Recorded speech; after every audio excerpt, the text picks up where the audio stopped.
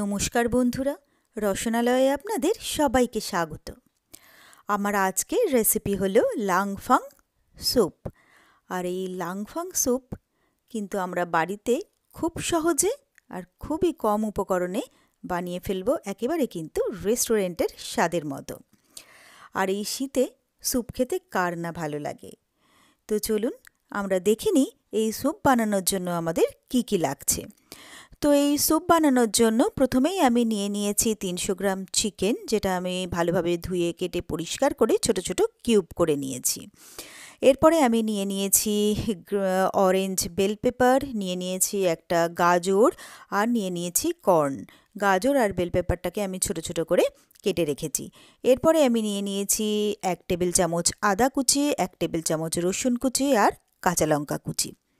এরপরে আমি গ্যাসে বসিয়ে দিয়েছি একটা প্যানটা গরম হলে তাতে আমি দিয়ে দিচ্ছি 1.5 টেবিল চামচ তেল। এরপরে তেলটা গরম হয়ে গেলে আমি এখানে আদা, রসুন আর কাঁচা লঙ্কাটা দিয়ে দিলাম। এরপরে এই সব কিছু আমি 1 মিনিটের জন্য ফ্রাই করে নেব। এখানে আমি তেল ব্যবহার করেছি, আপনারা কিন্তু চাইলে এখানে বাটার দিয়েও করতে পারেন। তো 1 মিনিট আমি এটাকে ফ্রাই করে নিলাম।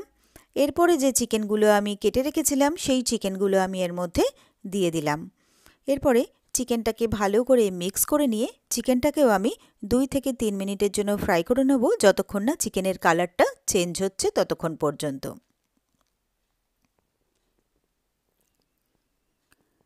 তো 2-3 মিনিট নাড়াচাড়া করতে করতে কিন্তু চিকেনের কালারটাও চেঞ্জ হয়ে গেছে। এরপরে যে বেল পেপার, ক্যারট আর কর্নটা রেখেছিলাম সেইগুলো আমি এর মধ্যে দিয়ে দিলাম। এবারে এই সব কিছুকে আমি ভালোভাবে মিলিয়ে মিশিয়ে নিচ্ছি, আর এটাকে আমি আরও 1 মিনিটের জন্য ফ্রাই করে নেব।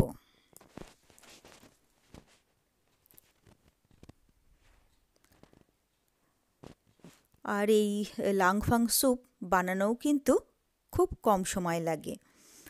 তো এটা ফ্রাই করার পরে এবারে আমি দিয়ে দিলাম অল্প করে একটু স্প্রিং অনিয়নটাও ভালো করে এর সাথে মিলিয়ে মিশিয়ে নিচ্ছি।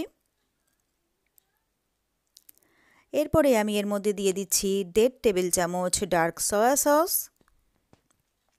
আর দিয়ে দেবো 1 টেবিল চামচ চিলি সস। এরপরে দিয়ে দিচ্ছি 1 টেবিল চামচ ক্রাস্ট ব্ল্যাক পেপার, আর দিয়ে দিচ্ছি 4টে চিকেন স্টক কিউব, আর দিয়ে দিলাম স্বাদ মতো নুন। এবারে এই সবটাকে ভালো করে আমি মিক্স করে নিচ্ছি। যদি এখানে আপনাদের কাছে চিকেন স্টক থাকে তাহলে চিকেন স্টক ব্যবহার করবেন, আর চিকেন স্টক না থাকলে কিন্তু এইভাবে চিকেন কিউব দিয়েও করা যেতে পারে। এরপরে আমি এখানে 6 থেকে 7 কাপ মতো জল দিয়ে দিচ্ছি। এবারে এই সবটাকে ভালো করে আমি মিক্স করে নিলাম। এরপরে আমি এটাকে দিয়ে দিচ্ছি কিছু ধনেপাতা। এখানে আমি ডাঁটি সমেত ধনেপাতা দিচ্ছি, আর এই ডাঁটি সমেত ধনেপাতা দিলে কিন্তু এই স্যুপে দারুণ একটা ফ্লেভার আসে। এরপরে দিয়ে দিলাম কিছুটা ক্রাস্ট ব্ল্যাক পেপার। এরপরে এটাকে আমি ঢাকা দিয়ে দিচ্ছি। এটাকে প্রায় 6 থেকে 7 মিনিটের জন্য আমি ঢাকা দিয়ে রাখছি সব কিছু সেদ্ধ হওয়ার জন্য। এদিকে আমি নিয়ে নিয়েছি 2টো ডিমের সাদা অংশ। এবারে এইটাকে আমি ভালো করে বিট করে নেব।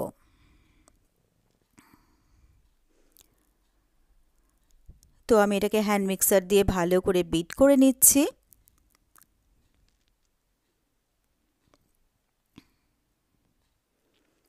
তো বিট করতে করতে এটা কিন্তু একদম সুন্দর ফোমের মতো আমার তৈরি হয়ে গেছে।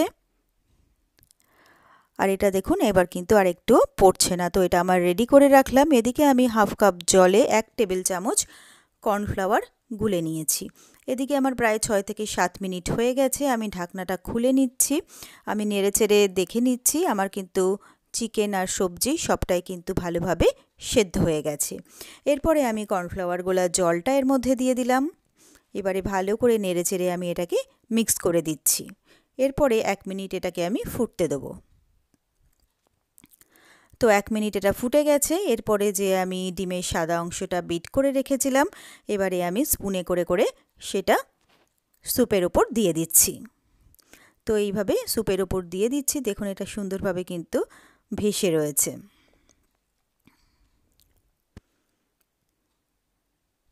তো স্পুনে করে এইভাবে যতটা ধরে আমি সবটাকে স্যুপের ওপর দিয়ে দিলাম। এবারে 30 সেকেন্ড এটাকে রেখে দিলাম, তারপরে স্যুপটা অল্প অল্প করে তুলে এর উপরে একটু ছড়িয়ে দিচ্ছি।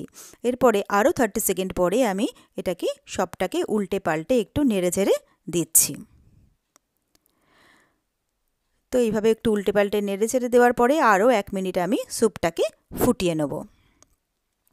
তো মিনিটখানেক আমার স্যুপটা ফোটানো হয়ে গেছে, স্যুপ কিন্তু আমার একদম রেডি হয়ে গেছে। এবারে আমি গ্যাসটাকে অফ করে দিচ্ছি।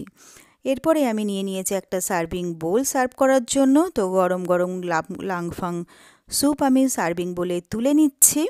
এটা কিন্তু অ্যাজ আ মিল কিন্তু এটা খাওয়া যেতে পারে, এছাড়াও এর সাথে গার্লিক ব্রেড বা ব্রেড স্টিক দিয়েও কিন্তু খাওয়া যেতে পারে।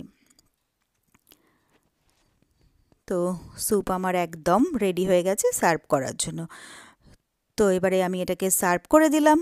তো ব্যাস তৈরি হয়ে গেল আমার খুব সহজে আর খুবই চটপট লাংফাং স্যুপ বা ফ্লোটিং স্যুপ। আর এই রেসিপিটা যদি আপনাদের ভালো লেগে থাকে তাহলে অবশ্যই একটা লাইক করবেন, আর বাড়িতে ট্রাই করে কেমন লাগলো অবশ্যই কিন্তু কমেন্ট করে জানাবেন।